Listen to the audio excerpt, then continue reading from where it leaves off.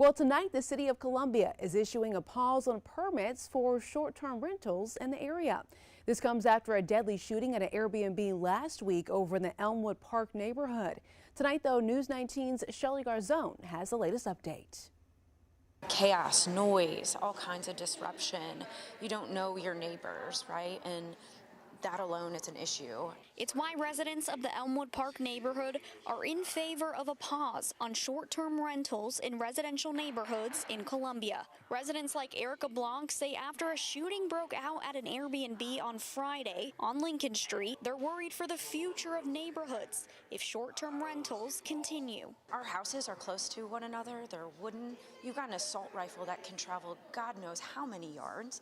That could have easily gone into anybody's house right next door across the street. And now the Columbia City Council has voted in favor of a pause on short-term rental applications. Doing this moratorium on new because we've got to put things to a stop till we can address some of these gaps.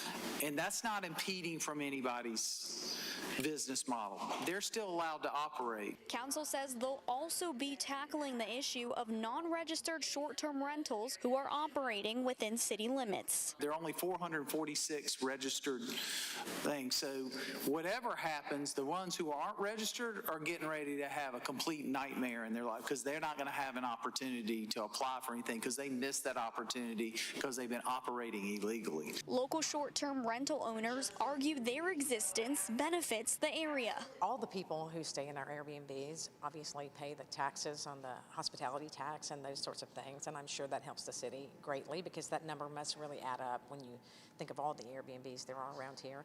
And also, we hire people, to help us with our laundry, to help us with our cleaning, to help us with our yard work. While most residents at Tuesday's meeting were in favor of the ordinance, short-term rental owners say they also care for the well-being of the communities they rent in. Shelly Garzone, News 19 WLTX.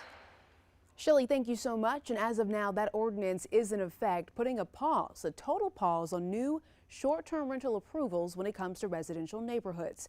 If you want to read more about this story, you can do so by going to our website. It's WLTX.com.